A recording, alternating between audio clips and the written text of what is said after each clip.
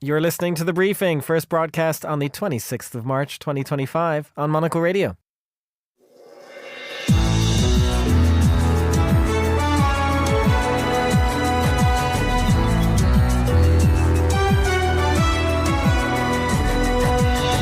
Hello and welcome to The Briefing, broadcasting live from Studio One here at Midori House in London. I'm Chris Chermak. Coming up on today's program. And you know, there was so much excitement around Usha's visit to Greenland this Friday that I decided that I didn't want her to have all that fun by herself, and so I'm going to join her. U.S. Vice President JD Vance is headed to Greenland. How Greenland's population think about that is another matter. After that, we turn to the Netherlands, which is asking younger citizens what it would take for them to join the military, the latest European country to step up its military readiness. After that, the talk of 51st state and annexation is insulting to Canadians, and it has awoken Canadians' resolve and creativity and desire to reinvest in this experiment that is Canada. With another U.S. tariff deadline nearing, we speak to the president of the Canadian Automotive Parts Manufacturers Association about the consequences. We'll also hear from Japan about how it's coping with an estimated 41 million tourists set to arrive this year, and we'll look ahead to the big design fair known as Salone del Mobile in Milan. All that right here on The Briefing with me, Chris Chermak.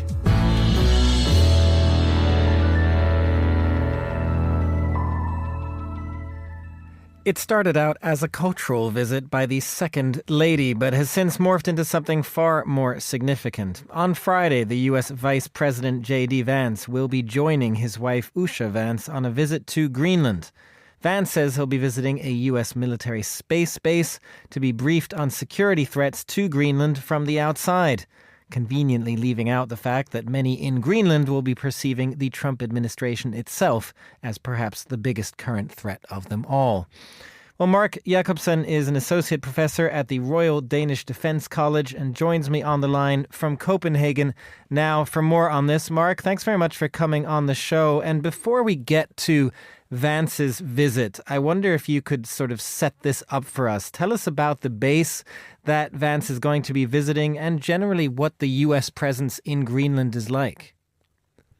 Okay, good question. The base is very important for the protection of U.S. national security. So that's actually the truth. So it's been there for almost 70 years. So while the threats towards U.S. national security have changed throughout this period, the base has been important all the time. Right now, it's the main reason why it's there, the main purpose it serves is because the shortest distance for missiles from Russia towards Washington, D.C. would go via the North Pole, via the northern Greenland. And therefore, the radars on the Pituffik space base are very important in warning the U.S. against such missiles, such attacks.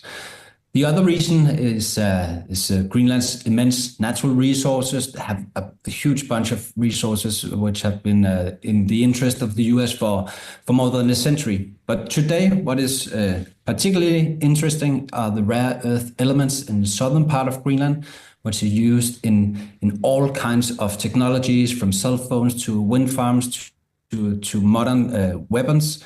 But it's important to state that these possibilities and this importance of the base, it is possible for the U.S. already to invest in mining activities in Greenland. It is possible for the U.S. to increase their military presence. I'm pretty sure they would be open to that in Nuuk and Copenhagen. So this, what it all comes down to is apparently Donald Trump, he means it. He wants to extend the territory of the U.S. to also include Greenland. And that sets up, of course, this visit from JD Vance and why it is significant. There is nothing wrong with a U.S. vice president in principle going to visit a U.S. military space base, particularly the way that you've just set that up and the importance of it for American national security as well. But Greenland's government has also called this a provocation. Does that show, I suppose, just how strained the relationship is right now? Yes, it tells a lot about the context, because the main problem is As you rightly state, he has the right to visit the Pituffik space base, which has kind of the same status as an American embassy, but it's all about timing. Both Greenland and Denmark have been very clear in saying you are not welcome. Right now is a bad time to visit Greenland. They just have had a general election, and they haven't decided on the actual government yet. So this is a very special time for Greenland, both because of the election, but also because they feel intimidated by the US. But one thing is the visit to the space base. Previously, we heard, and they just cancelled it, they would also visit Sisimiut to watch a dog sled race.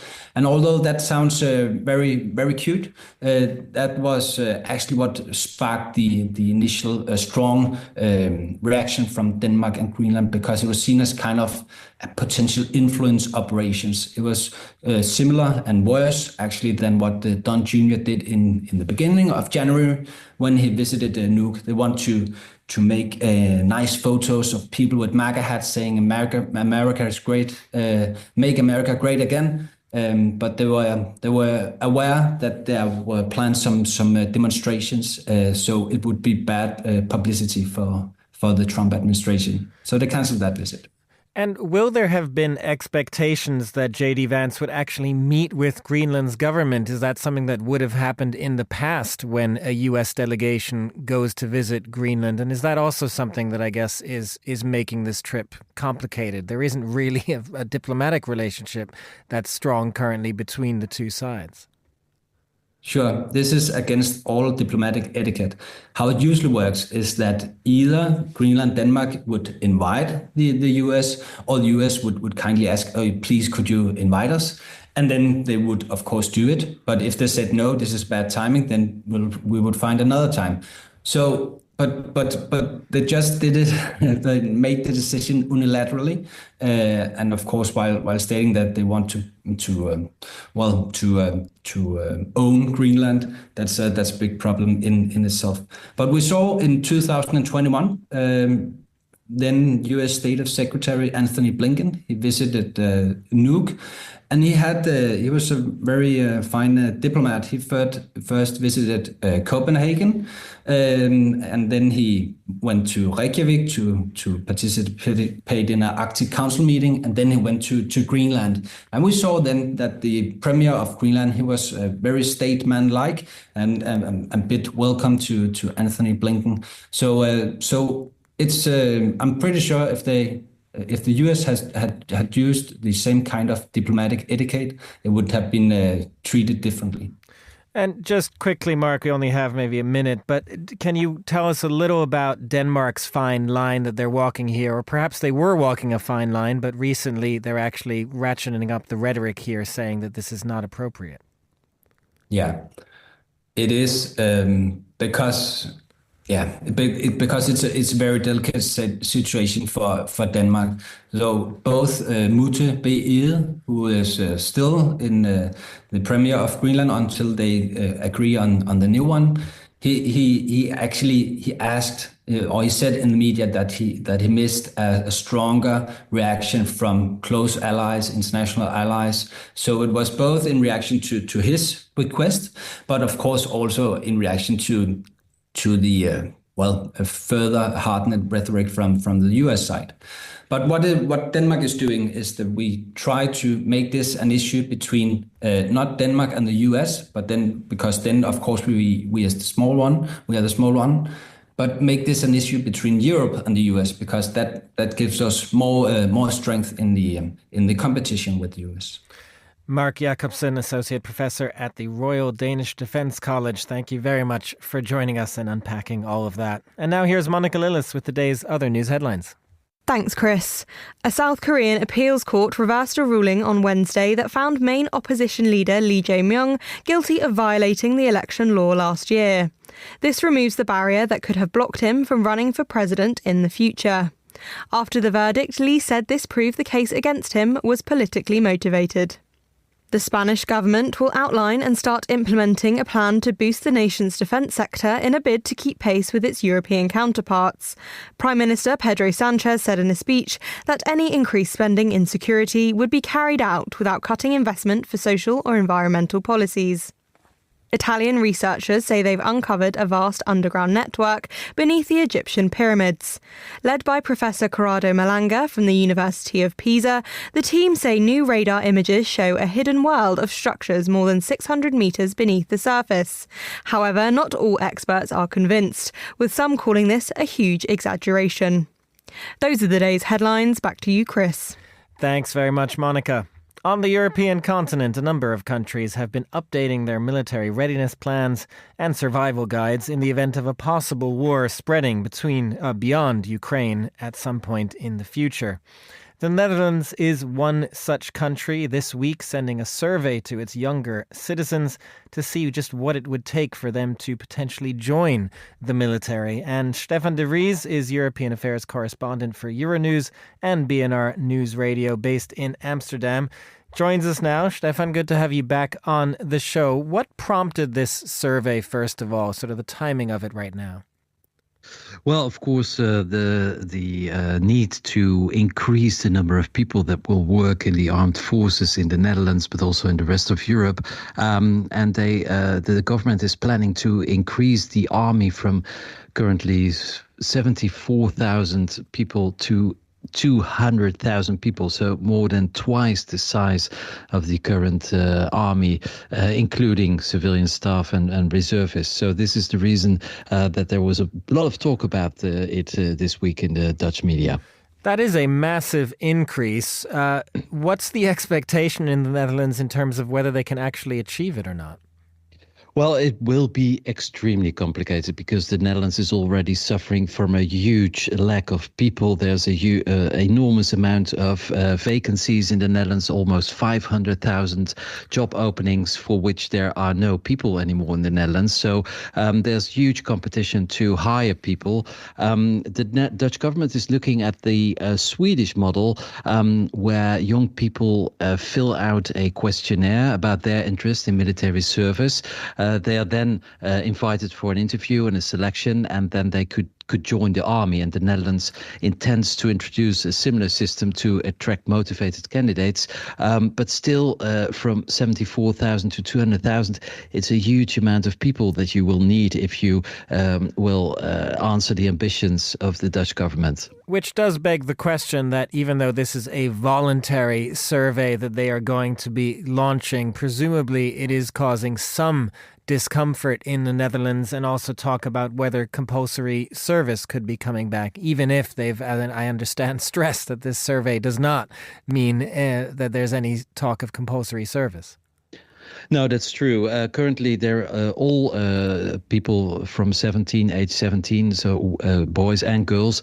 When they turn 17, they receive a letter of the Dutch government saying that they are now eligible for military service. But in practice, they are never invited to join the forces. What will change now is that they will try to seduce these young people to join the army. But for the moment, there will be no compulsory service, also because it will be logistically an enormous challenge, because there are no instructors anymore, no more places where you can house the conscripts. The knowledge has gone as well. And also the other problem is, if you would make military service compulsory in the Netherlands, other sectors will extremely suffer from the lack of people. Think, for instance, the whole health sector of the construction workers, etc. So there is such a stress on the Dutch labor market that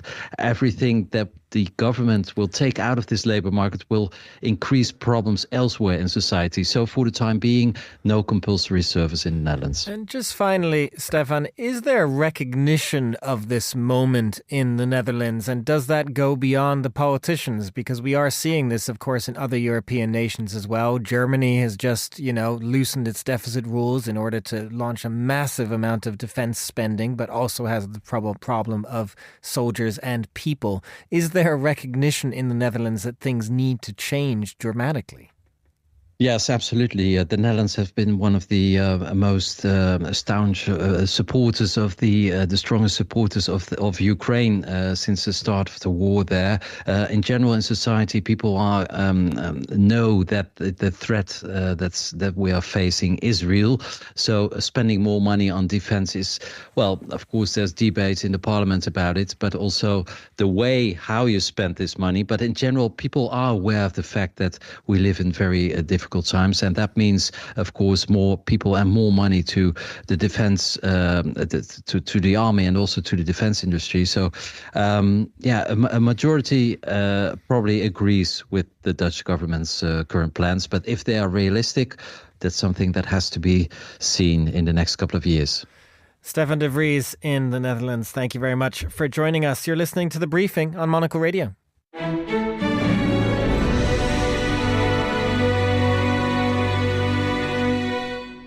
Now, earlier this month, U.S. President Trump imposed import tariffs of 25% on all Canadian products, excluding energy imports, launching a trade war between the two neighbouring countries and longtime allies. Those tariffs were then suspended until the 2nd of April, thanks to pushback from U.S. industry leaders, including the big three U.S. car makers. Now, with about a week to go before the restart date of those tariffs, industries on both sides of the border are back to square one. Well, Flavio Volpe is the president of the Canadian Automotive Parts Manufacturers Association, and he called the U.S. tariffs an existential threat for Canada's auto industry. He spoke earlier to our Washington-based reporter H.J. Mai and started by asking him, or H.J. Mai started by asking how people are dealing with this uncertainty. Everybody's uneasy. I deal with suppliers who supply production in Canada, but also have 170 plus plants in the U.S., supplying American production, and 120 plants in Mexico.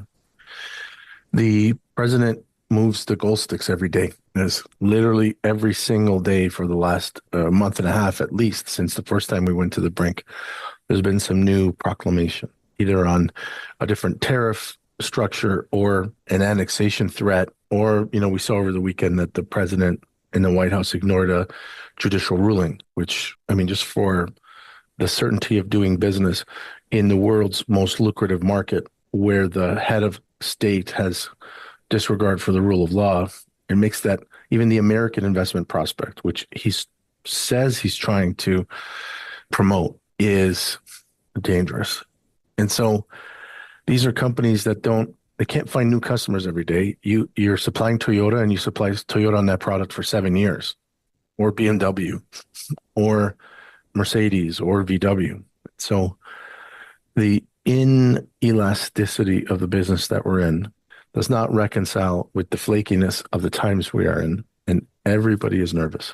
Now we have this pause because clearly, the big three in Detroit said, hey, this is just not possible for us.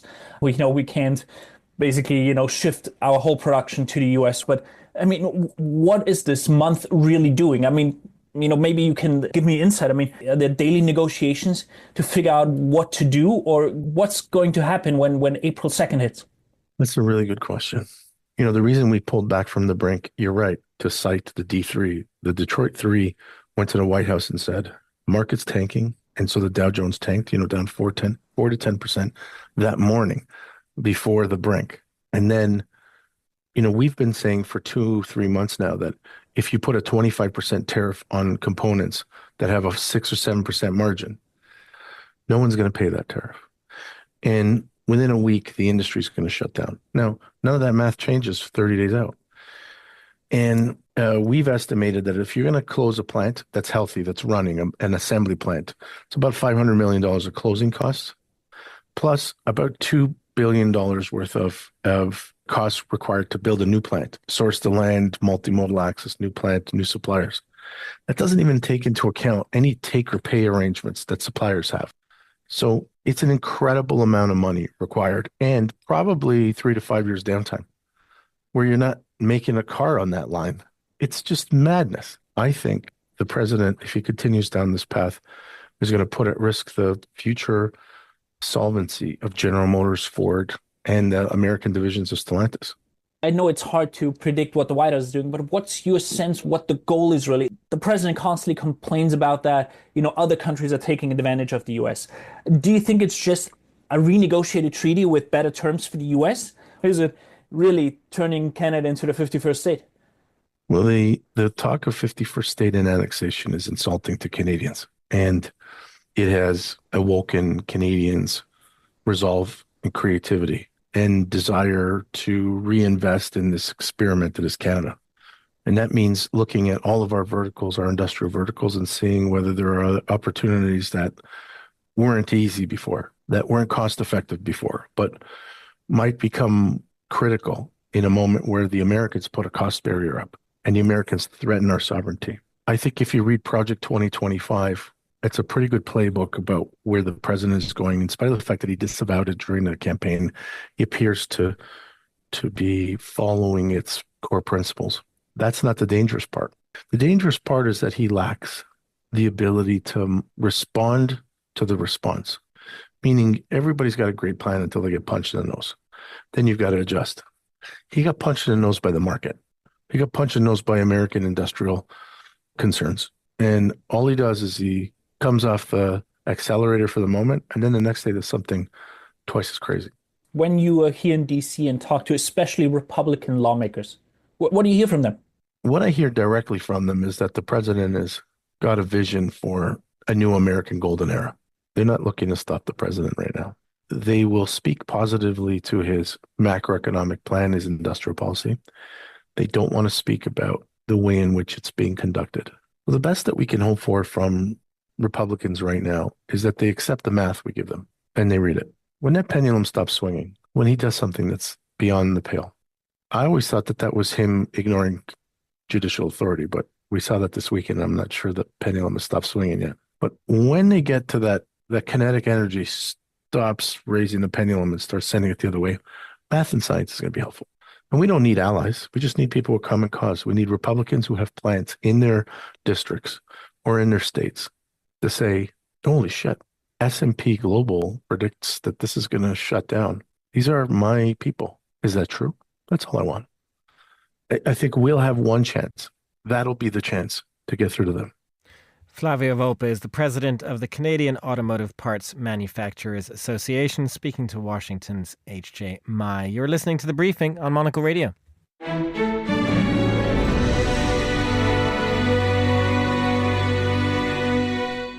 You are back with The Briefing. I'm Chris Chermak. In Japan, Kyoto's city assembly this week agreed to raise the lodging tax for people staying at hotels and other accommodations in the ancient Japanese capital.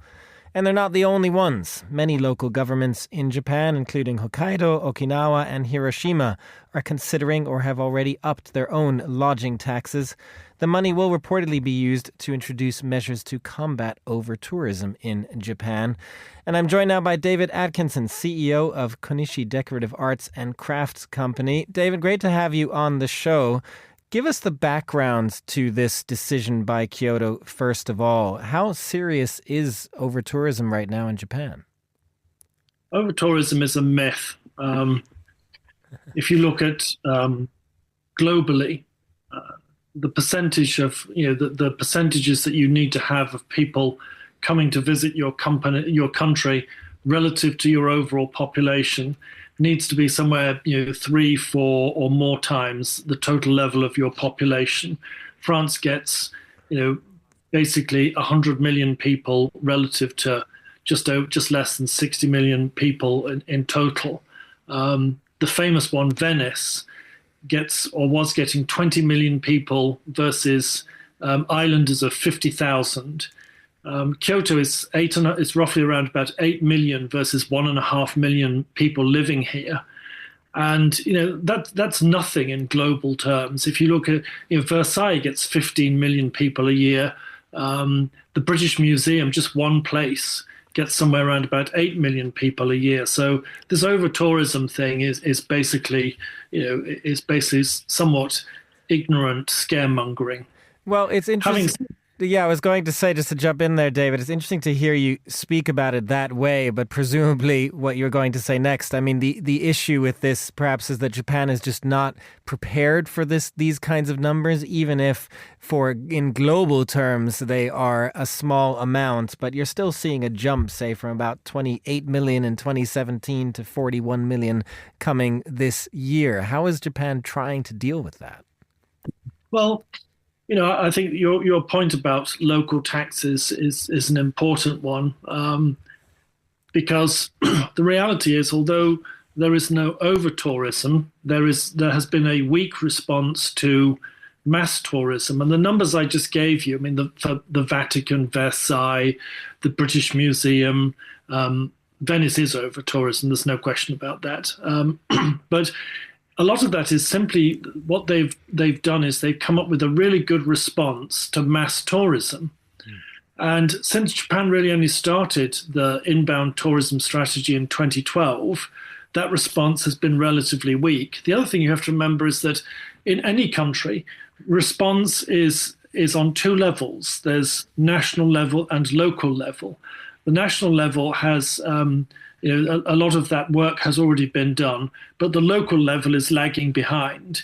And Japan is probably not unusual relative to other countries in the world.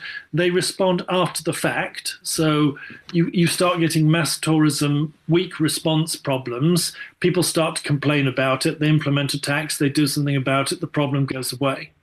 Well, and just finally then, David, what actually needs to happen when you say that there's a late response, but it is now coming? They're raising this money. Where is that money going to go? What kind of infrastructure needs to be put in place in order for Japan, like any other country, to be able to deal with a large number of tourists? Yeah, I mean, the people who whinge in Japan about tourism, they complain about, the buses being congested. Well, raise a tax, hire some more bus drivers and buy a few more buses. I mean, it's not rocket science, is it? For places like, Westminster Abbey or for Versailles or for, the Tower of London, what they've done is you create a digitalized entrance system that limits the number of people that can arrive at any one given time, and that spreads the number of people visiting the location over a period of time. And then you just have to spend some money in order to make sure that the way people move through the facility doesn't create traffic jams. And as I said, this is not rocket science. It just requires investment. And the taxes that they're talking about, which incidentally are common everywhere else in the world, the taxes will be raised, and that needs to be spent on infrastructure to respond to these problems. If you have a problem with garbage, hire some more people and increase the number of times you collect garbage. If you have a problem with buses, hire some more buses. If you have a problem with over congestion on the roads, do what London and other places have done: close down areas, put in place a park and ride, and stop people from crowding up congested areas. And none of this is difficult, and none of it is unusual. And these problems have been resolved in other parts of the world very effectively. Japan getting used to the idea of tourists coming to their nation. That was David Atkinson, CEO of Konishi Decorative Arts and Crafts Company. This is The Briefing.